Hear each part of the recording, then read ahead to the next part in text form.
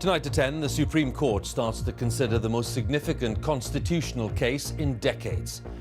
The government's case is that the process of starting Brexit does not need parliamentary approval. The judges say they'll be keeping clear of politics. As judges, our duty is to consider those issues impartially and to decide the case according to the law. That is what we will do. But outside, protesters warned that the democratic process was being undermined. We'll have details of the first of 4 days of hearings at the Supreme Court. Also tonight, the Italian Prime Minister has offered his resignation following his defeat in yesterday's referendum on the Constitution. In Syria, some families loyal to President Assad are returning to their homes in Aleppo after years of war. But even though this war seems to be coming to an end in some places, Syrians know just how hard it will be to live together again. We report on a new survey underlining the growing ethnic segregation in parts of the UK. Everybody likes to stay in their own community with their own minority, you know, what country the parents come from and everything. They do. And a close look at the work that won this year's Turner Prize for Art, which was announced tonight. In the South, football clubs were warned over 2 decades ago about a former Southampton coach now facing abuse allegations. And 9 councils could merge to leave just 2, saving millions for public services.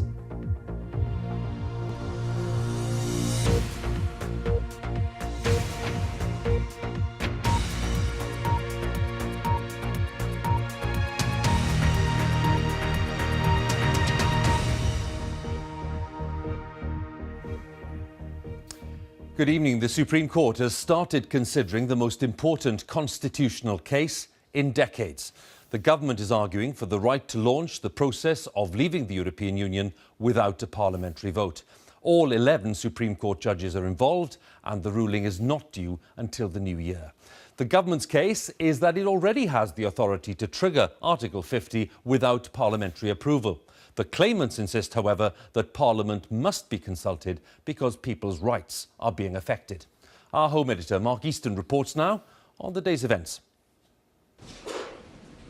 Guardians of our Constitution or enemies of the people? We've had enough of being told what we can think, what we can do, what we can say. The 11 most senior judges in the United Kingdom solemnly took their places in the Supreme Court this morning to consider a case that all agree is of profound constitutional importance and which has inspired strong feelings. Of various parties, prospective claimants. Gina, over here! Morning, Gina. The case was brought by investment manager Gina Miller, who arrived today flanked by security, having received death threats. Before any legal argument was heard, the court president, Lord Neuberger, ordered her address and personal details of others involved be protected.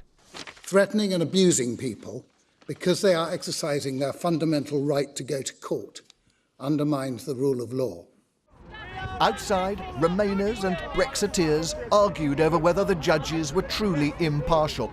Inside, Lord Neuberger said both sides in the case accepted the court was concerned only with the law.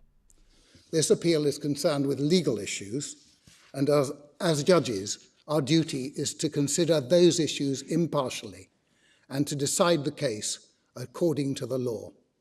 That is what we will do. The case hinges on who has the final say on invoking Article 50, the UK's official application to leave the European Union. The Attorney General, Jeremy Wright, argued the referendum means power now rests with the Prime Minister. The referendum was conducted, we say, in the universal expectation, including in Parliament, that the government would implement its result. Set out in Westminster today is the power triangle that defines this nation's governance. Lawmakers in the Houses of Parliament, government ministers led by the Prime Minister in 10 Downing Street, and the judges in the Supreme Court. Today was Number 10's chance to argue that the referendum gives the Prime Minister the power to leave the EU without parliamentary approval. The right of the government to make or break international treaties, it argues, is a pillar of the modern British Constitution. But other legal and constitutional experts contend that only MPs and peers here in Parliament have the power to change the law of the land. And in scrapping the Act of Parliament that took us into the EU, that's precisely what the government wants to do. It is for the Supreme Court to decide who is right. This is not about whether we leave or remain in the EU. What is at stake is where, on this most vexed of political issues, power ultimately lies. So there's therefore, we submit, a considered decision by Parliament to leave withdrawal to the government in the usual exercise. Well, what was the origin of this? Is there some sort of paper behind all this? The arguments put by the government's team quickly became bound up in legalese, but it was clear to even the casual observer that the justices were not going to just sit and listen. Yeah. Well, you've told us that it was all carefully considered, so presumably you've got evidence for that. Well, my lord, my lady, we'll check overnight to make sure you have the white or the green papers, whatever there was. Immigrants are here to stay! With passions running high, today all three branches of the UK government, judiciary, executive and legislature, found themselves under intense scrutiny. Parliament, it's been proved, do not always listen to the will of the people. They're elected politicians though, aren't they? I know, but do tell me they don't listen to the people. You know that as well as I do. When do they ever listen? The politicians don't listen. Are you Remainers? Yes. Absolutely. Are you Ramonas? Yeah. We are. We don't care whether Remainers, but we think the law should be upheld by an independent judiciary. Thank you very much indeed. Court's now adjourned. Legal argument will take 4 days. A decision will take several weeks. The consequences may last for generations. Mark Easton, BBC News, the Supreme Court.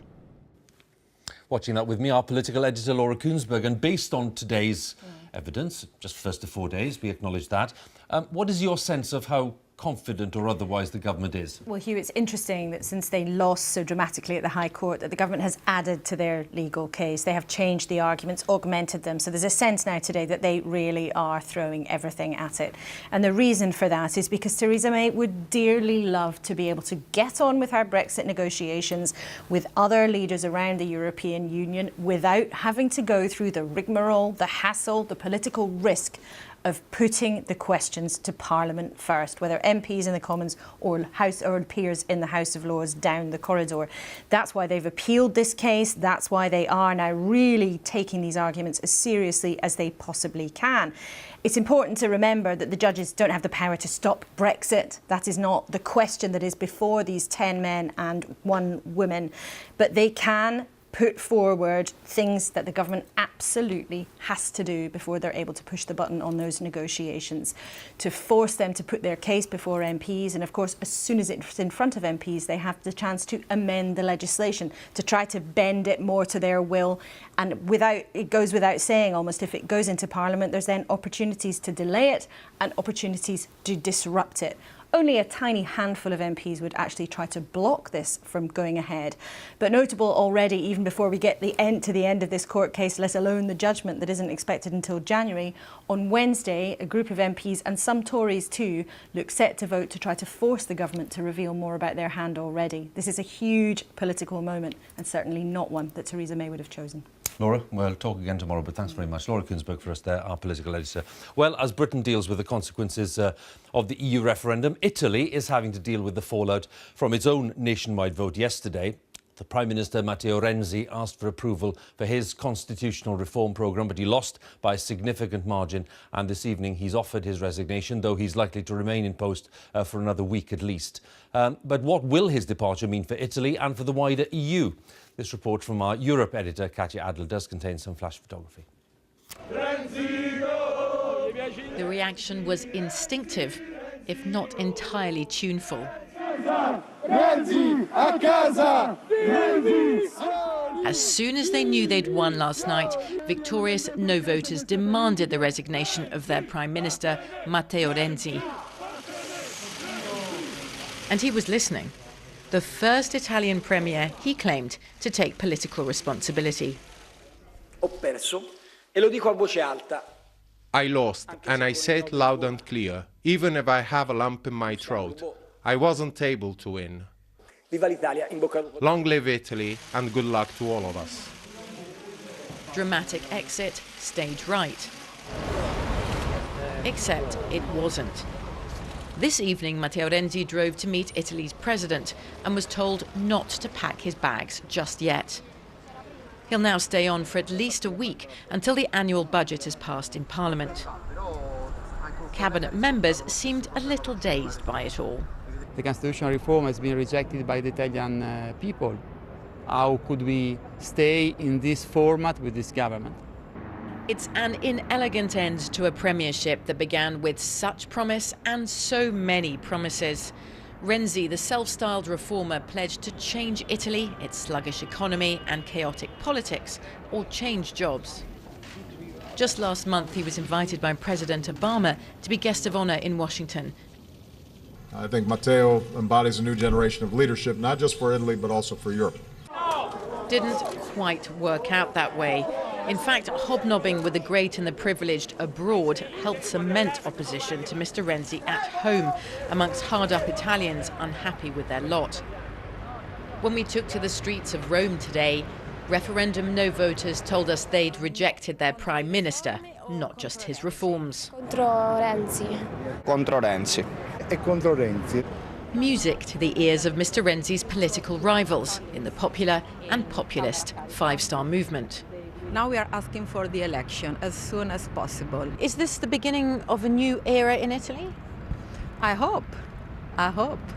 All this political turmoil, of course, front-page news here as across Europe. But here in Bella Roma, Italy's beating political heart, it's very much business as usual. And that's because Italians are used to changing Prime Minister. They've had 63 of them since the end of the Second World War. That's 4 times as many as we've had in the UK. So Italy is used to muddling through. But of course, this country doesn't exist in a vacuum. It's a key EU player and the 3rd largest economy in the Eurozone. So whatever's happening here has a big impact elsewhere too. And a crisis is looming in Italy's banks, especially this one, the country's 3rd biggest. Bank failures would hit hard, here and abroad. In Italy, the bella figura, looking good on the outside, is paramount. But scratch the beautiful surface and you'll see problems, weighing down Italians and worrying their European neighbours. So Italians are losing their Prime Minister, but it's in Brussels that they're really biting their nails. Matteo Renzi is a fan of the EU. There are not many of those around these days, but he's on his way out and populist Eurosceptics are banging on the doors of the Italian government. Worried Brussels bureaucrats are also turning their minds to neighbouring France, an even bigger EU power. The strong winds of populism are blowing there too, ahead of their presidential election next year. Hugh. Katja, thank you very much for the latest there in Rome. Katja Adler, our Europe editor. Well, in Syria, there's been more intense fighting in eastern Aleppo as government forces continue their offensive to retake territory held by rebels. Tens of thousands of civilians are still trapped there, and pressure is growing at the United Nations for a new ceasefire. Well, as more districts are being seized, families loyal to President Assad are returning to their homes after years of war. Our chief international correspondent, Lise Doucette, has been to the district of Hanano and sent this report. Homecoming. The Harrow family is back. It's been 4 years. The youngest want you to know it. The government's green buses are bringing families to Hanano. A week ago, these neighbourhoods were seized back from rebel fighters. For the Harrow family, it's a victory parade. I kiss your soil, Syria, Fadia cries. We kneel before you, Bashar. Always loyal to their president, now they feel they owe him everything. Soldiers join the celebration at their front door. Grandmother Emtithal heads straight to her favourite room. Our kitchen was amazing, she tells me. It was the envy of the neighbourhood. Dala goes into her old room. I was born here, raised here, but now we are back and we will live here again. But it won't be easy. Her father tells me they had felt threatened here. Most people supported the rebels then. You can't live together. Never. Just across the way, we meet a family who chose to stay when the rebels took over 4 years ago. I'm like an oak tree. If I leave my home, I will die. We have a saying here, if a man uproots himself, he is nothing. The idea of leaving and being a refugee in my own country killed me. But it's been so hard. You can see it in Mohammed's face. We had no electricity, she says, no water, no bread. Teenagers Fatima and Ahmed show me their vegetable patch. It helped them through an army siege and rebel hoarding. It wasn't much, but better than nothing. When the army moved in, everyone was taken temporarily to a camp. This is what happened to their home when they were away. They can't say for sure who or what caused it. A cruel blow after surviving 4 years of war. And that war goes on in neighboring districts. You can hear it. The stories we heard here in this one neighborhood are stories you hear across Syria. People returning to their homes, to their old lives and their old communities. But even though this war seems to be coming to an end in some places, Syrians know just how hard it will be to live together again. Around Hanano, street after street of utter ruin, proof of the ferocity of the battle that's been, of how much is now gone. So many Syrians can never go home. Lise Doucette, BBC News, Hanano. The Governor of the Bank of England, Mark Carney, has called for more to be done to tackle inequality and to help those who aren't benefiting from the process of globalisation. Otherwise, he said, people would lose faith in the value of free markets. Let's talk to our economics editor, Kamal Ahmed, who's here. I suppose the question is, what's prompted him to make these remarks? Well, I think there are two big messages here in Mark Carney's speech in Liverpool. Firstly, I get it. He understands that people feel the economy is not working for them. He said that incomes had been stagnant for 10 years since the financial crisis. We haven't seen that in the UK since the middle of the Victorian era, over 150 years ago. Some people have blamed the policies of the Bank of England, very low interest rates, for exacerbating those inequalities, a charge he rejects. I think the second big message is the government needs to do more. There's only so much the Bank of England can do with very low interest rates. The government needs to look at skills, needs to look at redistribution, needs to look at investment in productivity to really increase economic wealth. He really said that, yes, there have been winners from globalisation, millions of people taken out of poverty around the world, but many, many people felt they had also been big losers. Despite such immense progress, many citizens in advanced economies are losing trust in the system. To them, measures of aggregate progress bear little resemblance or little relation to their own experience. And rather than a new golden era, globalization is associated with low wages, with insecure jobs, with stateless corporations, and striking inequalities. Mark Carney speaking a little earlier this evening. The interesting thing I think now is, Hugh, Mark Carney's period as Governor of the Bank of England comes to an end in 2019. Theresa May will be calling an election a year later, 2020. By then, this will be the legacy issue. Is the economy working for everyone? That famous prime ministerial pledge. By 2020, the public will be able to make its judgment. OK, come on. Again, thanks very much. Kamal Ahmed, our economics editor. Now, 3 former footballers who say they were abused as youth players have announced the creation of a new organisation to help other players and families caught up in the sex abuse scandal. Since the players went public, hundreds of people have come forward to say that they too were abused, and some of the sport's biggest clubs have been implicated. The day also brought new questions for the football authorities, as our sports editor Dan Rowan explains. For years they'd suffered in silence. Today these former footballers were united, launching a trust to support other victims of sex abuse and appealing for fellow players to join them. Can they please just come ahead and support us and provide the awareness that we require for this? Just think, you know, that could be your child. Every time I look at my child, it's hard work.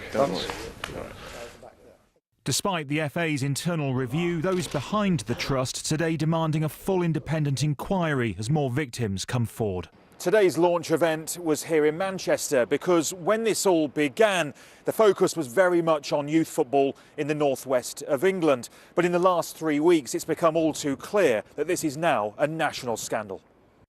Today, more revelations about Bob Higgins, the former Southampton youth coach named in connection with allegations of child sex abuse in the 1980s and cleared of charges in 1992. This letter shows that in 1989, the Football League warned all its clubs about working with Higgins, saying the sports authorities were opposed to the activities of the coach's academy, but giving no further details. Despite this, Higgins went on to work at a number of clubs and until recently was still a coach at Fleet Town.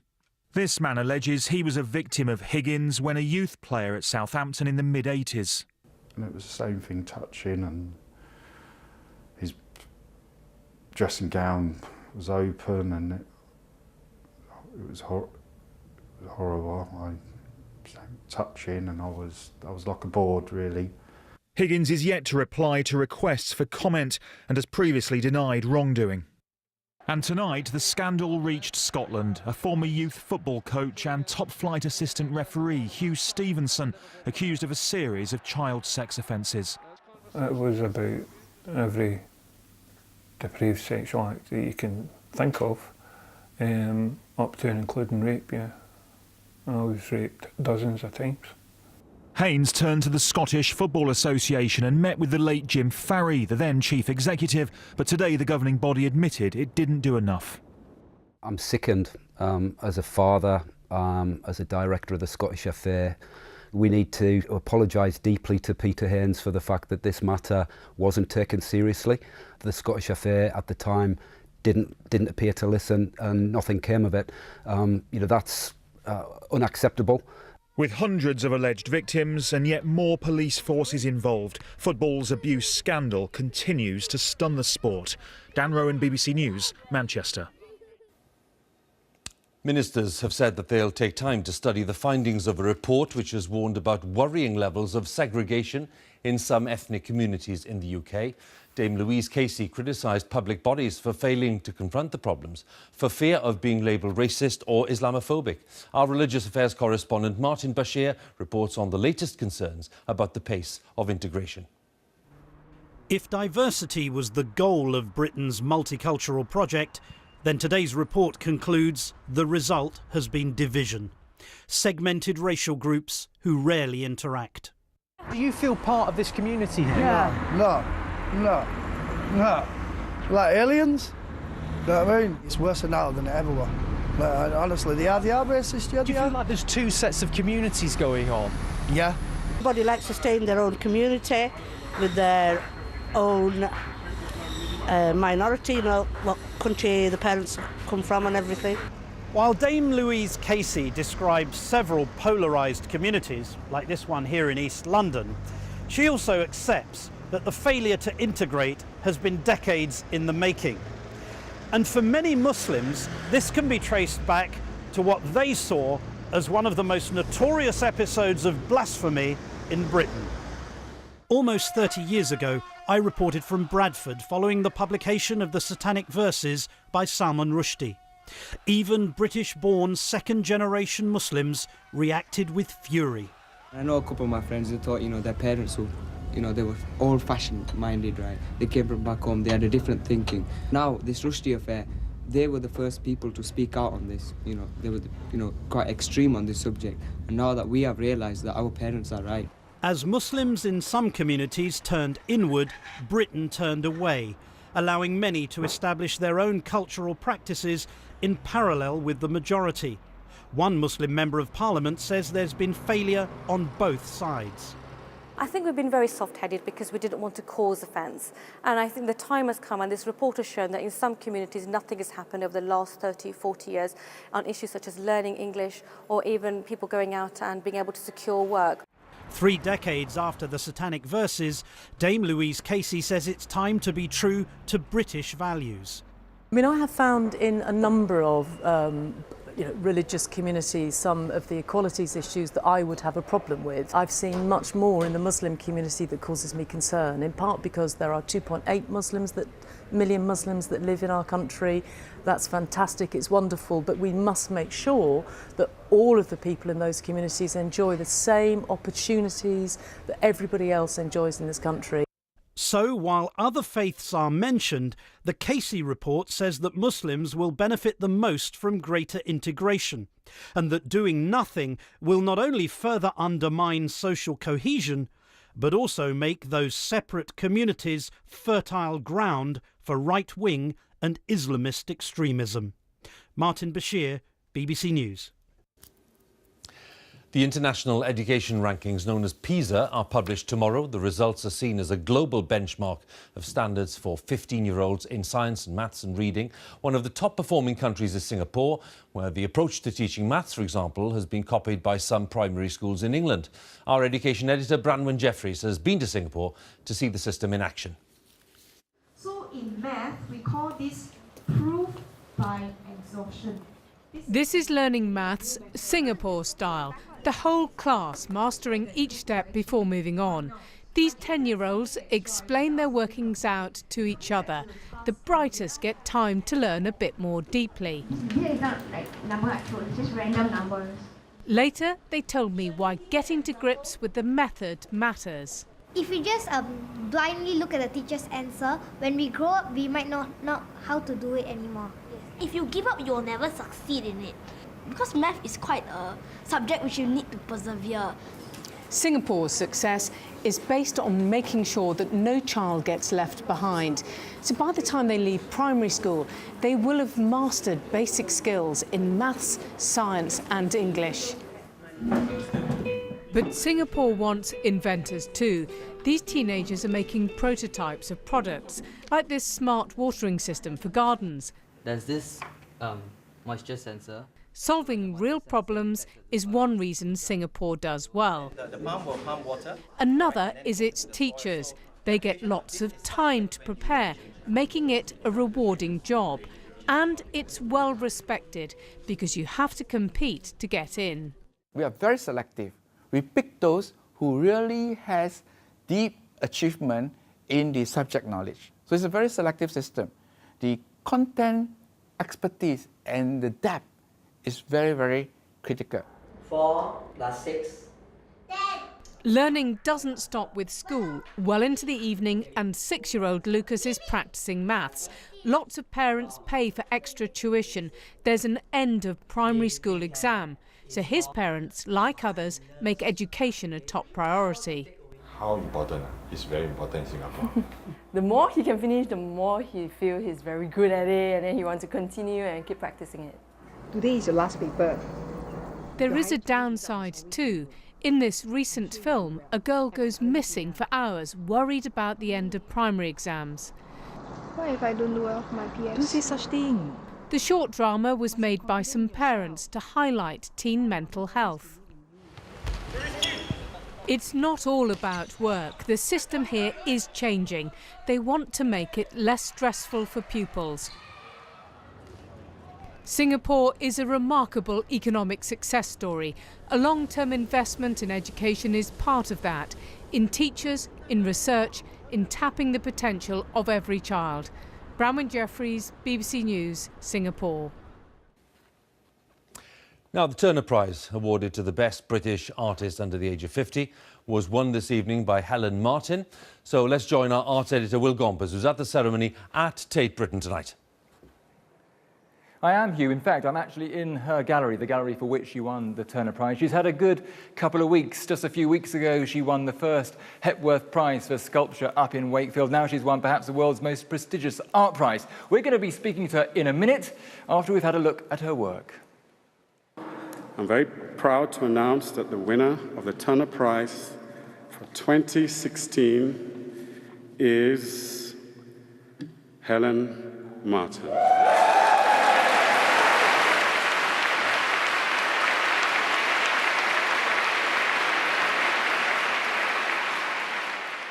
Wow,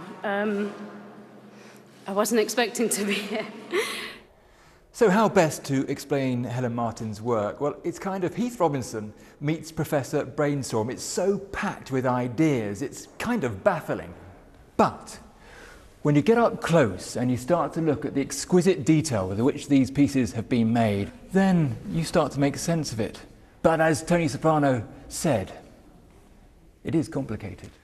To help us understand a little bit more about her work, I'm going to speak to the Chair of Judges and Director of Tate Britain, Alex Farquharson. Alex, why did she win? The work has achieved incredible virtuosity. I think it's maybe worth thinking of her as a poet. She, in a way, writes with images and forms as a poet would, not as a political campaigner would or an essayist would. It's not about a final conclusion. It's about a world in flux. He's right, there is something poetic about this work, the way she's brought all these different materials together and somehow made sense of them all. Not necessarily easy to get into, but rewarding once you do. This piece kind of gives you the most confidence because you walk up to it and think, yeah, I know what this is. It's a sea creature or it's a worm or something like that. Except when you start to look at it, you realise it probably isn't. Loads more questions enter your head, and then you realise that the artist has got you, because that is exactly her point. She wants you to question your assumptions. She wants you to think about objects in a different way. She wants you to change the way you look at the world. Well, here she is, Helen Martin, the winner of this year's Turner Prize. Helen, congratulations. Thank you. You're making a habit of this. We were standing together a few weeks ago when you won the Art Prize up in Wakefield. What do you think it is about your work which is resonating so at the moment? I don't know. I really don't know. You know, art prizes are a difficult thing, and sometimes they encapsulate a moment and sometimes they don't, and maybe I am operating at the moment in a visible peak of that agenda, but yeah, I really do not know why. Up in Wakefield, you gave away your prize money. I think you're going to share your prize money again with the other artists. Is it because you, at your heart, don't really believe in art prizes? You think they're a bit silly? I don't believe in art prizes. I truly hope from the core that maybe this instigation of sharing art prizes is something that might go forwards as a future remembrance for people devising these things, that I think ultimately cultural prizes, art prizes, music prizes, literature prizes should not be a shared endeavour, and that, you know, promoting a hierarchy is never eventually the most useful thing for anybody involved or the public, and to say that this is a shared thing is, yeah, very good. Congratulations, Helen. Well done on winning. Thank you. And thanks very much for joining us. Hugh. Well, thanks very much, and congratulations once again to Helen Martin, there, the winner of the Turner Prize. That's it from us. Now on BBC One, it's time for the news where you are. Have a good night.